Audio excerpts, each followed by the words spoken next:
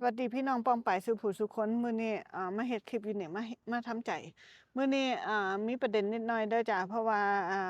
ข้อยโอนมาลัยไปให้พ่อใหญ่ก้องข้อยก็เลยลืมไปว่ามื้อนี้หวยก็เลยทักหาเพิ่นว่าพ่อใหญ่ก้องถอนคืนมาก่อนได้บ่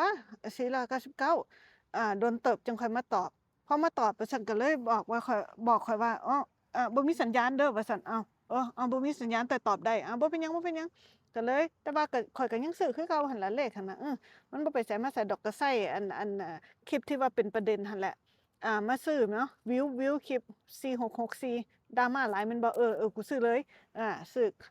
ถูกแหมพี่น้องถูกเลขตื่นขึ้นมาถูกเลขไอ้บัวทักมาพี่สุเจ้าถูกเลขเด้อปั๊บฟังกีตาร์ขึ้นมาตี5เนาะก็โพสต์เลยแหละโอ้ยอวดบ้านอวดเมืองเลยแหละกูถูกเลขแหมสูอา บอกไปว่าปิดเฟซเด้อปิดเฟซเด้อพี่น้องว่าอย่าซุมาทักมาทางอิหยังต้องปิดแหมเพราะว่าประเด็นบ่อยากให้ไผทักหาบัดนี้ตื่นขึ้นมาแท้ๆ5คูณ5โอ้หามึงเอ้ย5คูณ5ประเด็นนี่คือ5คูณ5คูณ5หั่นล่ะเนาะแต่บ่เป็นหยังเฮาใจใหญ่แหมใจใหญ่หน้าใหญ่นำก็โอนให้ผู้นั้นผู้นี้คนละ5บาท10บาทว่าแม่นบ่กินน้ำกินกาแฟ5บาท10บาทค่าปีโป้จั่งซั้นจั่งซี้เนาะอาบัดนี้ เงินเบิดบัญชีแล้วเฮ็ดหยังบัดนี้ก็พยายามก็เลยว่าโอ้อืมก็เหลืออีกหลายคนเด้บุที่ยังบ่ได้โอนก็เลยคิดว่าก็อยากหน้าใหญ่กับหลายๆคนหั้นนะก็เลยทักหาน้องๆว่าอันโอนคืนมาก่อนได้บ่ซี้นะก็เลยทักหาไอ้บัวเนาะบ่ได้ทักหาดอกโพสต์ในเฟซในไปตอบคอมเมนต์เขาว่าบัวทักหาโอนคืนมาก่อนได้บ่อาไอ้บัวก็ทักหาไอ้แต้